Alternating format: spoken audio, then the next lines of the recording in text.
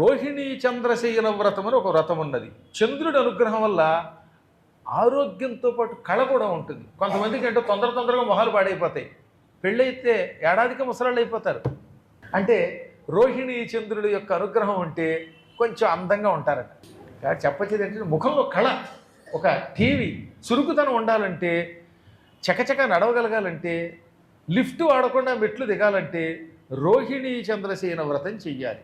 అనగా సోమవారం పూర్ణిమ కలిసి వస్తే ఏమిటి, సోమవారం పూర్ణిమ కలిసి వచ్చినాడు స్నానం చేసి శివుణ్ణి పాలతో అభిషేకించి అది తీర్థంగా తీసుకోవాలి. ఆ తర్వాత తెల్లని పువ్వులతో శివుణ్ణి పూజించాలి. ఒంటిపూట భోంచేసి సాయంకాలానికి పాయసాన్నాన్ని తాము తిని తలకి పెట్టాలి. ఆ పాయసం ఆవు పాలతో చేస్తే ఎక్కువ మంచిది. పాయసంలో బెల్లం వెయ్యాలి తప్ప పంచదార వేయకూడదు. కాబట్టి ఎవరైనా ఈ పాయసాన్ని సాయం సంధ్యా సమయంలో చంద్రుడు వస్తున్నప్పుడు, పూర్ణిమ సోమవారం కదా ఎలాగో, పూర్ణిమ నాడు చంద్రుడు కనపడుతూ ఉంటే ఆ వెన్నెల్లో శివుడికి నైవేద్యం పెట్టి తాము తినాలి. తిన్నప్పుడు ఓ 2 శ్లోకాలు చదువుకోవాలి. సోముడి యొక్క నామాలు చెప్పండి అందరూ కూడా. సోమాయ శాంతాయ నమోస్తు పాదౌ అనంతధామ్నేతి చ జానుజంఘే ఊరుద్వయం చాపి జలోదరాయ సంపూజయేత్ మేఢ్రం అనంగధామ్నే నమో నమః కామసుఖప్రదాయ కటిః శశాంకస్య సదార్చనీయః తథోదరం అమృతోదరాయ తథోదరంచాప్యమృతోదరాయ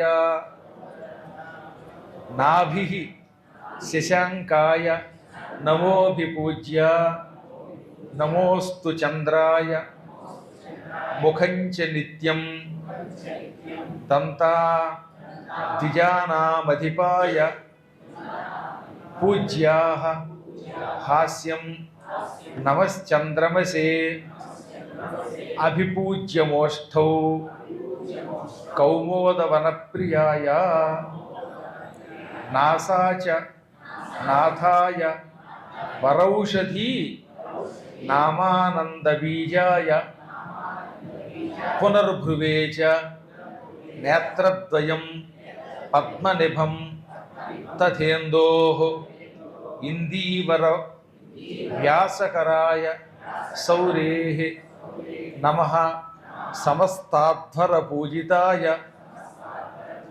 కర్ణద్వయం దైత్యనిషూదనాయ లలాటం ఇందోః ఉదధిప్రియాయ కేశాః సుషుమ్నాధిపతేః ప్రపూజ్యాః శిరశ్శశాంకాయ నమో మురారేః విశ్వేశ్వరాయ అథ నమః కిరీటిం పద్మప్రియే రోహిణి నామ లక్ష్మీః సౌమ్యాం అమృతసాగరాయ.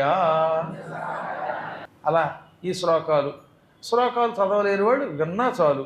విని చంద్రుణ్ణి పూజించి ఆ తర్వాత తమ వీలును బట్టి వెండిని దానం చేసుకుంటే రోహిణీ చంద్రుల యొక్క కృపా కటాక్షం వల్ల యావజ్జీవితం ముఖం కాంతివంతంగా ఉంటుంది, సౌందర్యంతో ఉంటాడు. చర్మాలు ముడతబడిపోయి కృషించిపోయి శరీరం పాడైపోయి వికృతంగా ఉండడు, వికృతాకారం నుంచి బయటపడతాడు.